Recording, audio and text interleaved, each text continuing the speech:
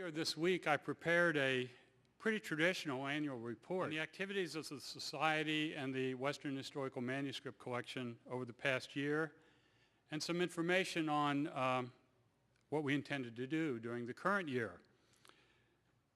All that seems somewhat irrelevant today, so I'm abandoning the report I intended to give. If you're lucky, there'll be no fancy.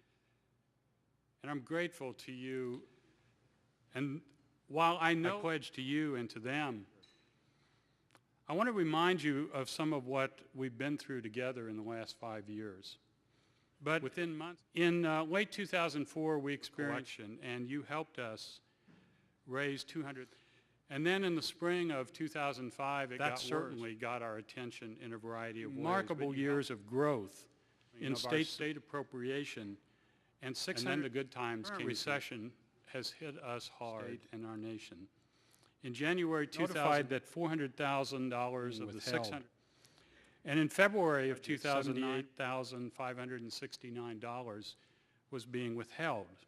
When the fiscal year 2010 budget, we discovered that our budget had been reduced to $1,960.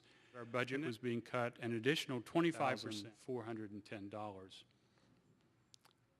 Yesterday, the Executive Committee of the Board of Trustees, and I want to say, by the way, I want President Doug Cruz, but also the other 9 members so seriously, ways they have. So thank you.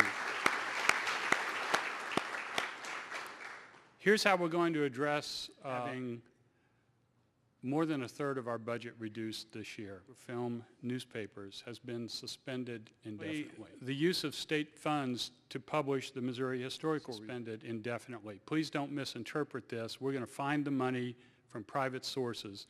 We've weathered the wars. We've never missed an issue of the review, but we need to. Thirdly, the use of state funds for travel. The executive, including one that has been vacant since earlier this fiscal year, and a second position previously held by our own Peggy Plattner, who I think decided to retire after nearly working for the Society. Peggy will be retiring December 1st, and a third position will be eliminated as a part of a reduction. A fourth position had already been lost last year. Additionally, Monday, the staff of the State Historical to take a 20% for as long as is necessary to meet this financial crisis. I can't tell you how important that is, and I hope you appreciate it as well. That beginning next week, the State Historical Society will be limiting it to 4 days a week. We'll be open Monday through Thursday and closed Monday through Thursday from 8 to 4:45 until further. This is only going to happen for a month or two, the rest of the year. We're also suspending a number of our very popular programs, including the Missouri History Speakers Bureau. We will continue our place more and more materials online, primarily because the funding for these efforts comes from outside funding sources, grants. By the way, we still hope, among other, we intend to have loaded full texts of the Missouri Historical Review from 19 that will be accessible from anywhere you can access a computer to Missouri History Research. Traditionally, the state has relied upon public funding its budget. Those days may be over, especially for the foreseeable. We can and we must increase private financial support for this organization. First, we've got to increase our membership and revenue from membership. And second, we've got to the cause that we all hold so dear.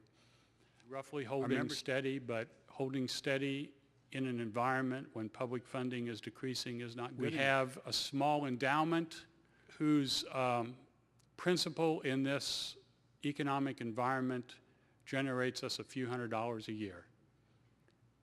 We do better than that. Despite the setbacks we've faced over the past 5 and the ones we now face, I think I have a pretty good job. I get to hang out every day with an unbelievably talented group of people amidst fascinating historical documents, newspapers, rare books, and priceless works of art. It's the kind of atmosphere that allows me on occasion to ask myself the question, what's it mean? Who are we as a people? And for me, and personal, I am who I am, largely because of who I have been. But I want to try to make when from a long line of working God and Franklin Roosevelt and Harry Truman. Harry Truman was from Missouri. What were called store-bought shirts, my mom would always make our shirts when I was going someplace where I knew my friends wouldn't be. But the color, as did the life of my mother. My mom was 11, lost kids who were trying to make a living off of a hardscrabble farm and had already lost once by 1933. And when unexpectedly, at a young age. And so my mother, who was 11, and so the neighbors took up a collection, nickels and dimes and pennies to pay for the funeral. And so my mom, who was 11, and her sister, who was 13, 40 loads of firewood and hauled them with a team and wagon. Anytime I have a bad day, I think of that. You will never have a bad day like that.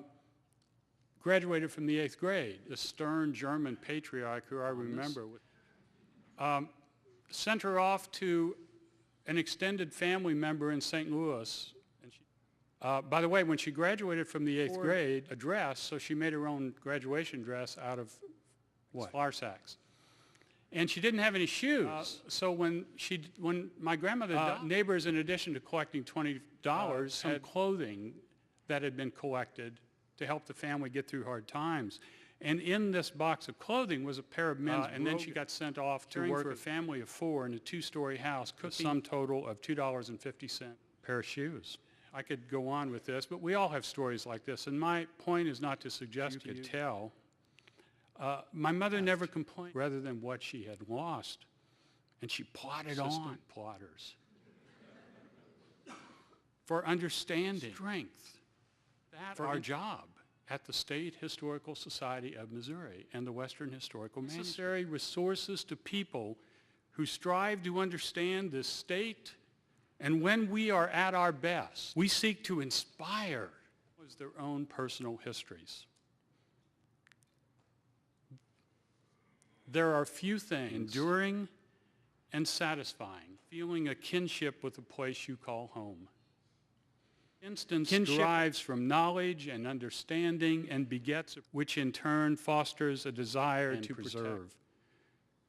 We who love and seek to know it more deeply are fierce in our commitment of its past, the possibilities of its present, and the promises of its future. That is why we exist. That is the noble purpose we serve. Help us if you can, cause if you will. Thank you very much for being here.